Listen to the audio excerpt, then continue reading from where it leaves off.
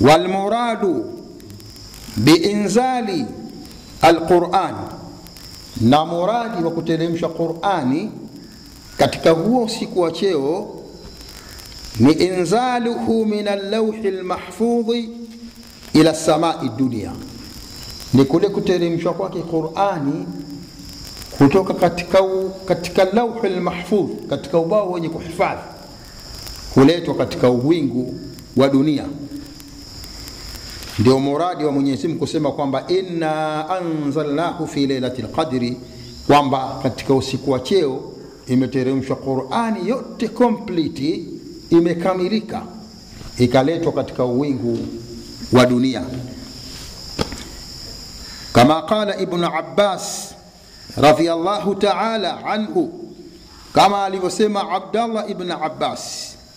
Allah awe radhi naye, yeye pamoja na baba yake. Ibn Abbas anasema anzalallahu alqur'ana jumlatan wahidatan, ameteremsha Mwenyezi Mungu Subhanahu wa Ta'ala Qur'ani kwa pamoja, min al-lawhi al-mahfudh, kutoka katika wingu, katika ubao wenye kuhifadhi, uliohifadhi mambo, ubao huo, ila baiti al-izza, akaileta Qur'ani katika baiti al-izza ambao yapatikana katika uwingu wa dunia. Kwa hivyo kuanzia hapo sasa, thumma nazala mufassala, kisha ikayateremka kidogo kidogo, fi muddati bihasbi alwaqa'i, kwa namna matukio yalivyokuwa yakitokea katika dunia, kwamba Qur'ani iko pale,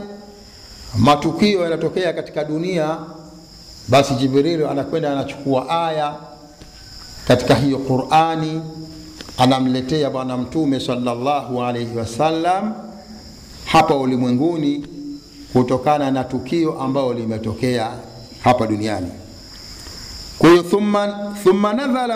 nazala mufassala, kisha Qur'ani ikashuka kidogo kidogo, bihasbi alwaqa'i, kwa namna yalivyokuwa yanatokea matukio katika ulimwengu. Kwa hiyo akawa Jibril anakwenda hapo, anachukua, analeta aya ambazo zinanasibiana na tukio hilo ambalo limetokea katika ulimwengu.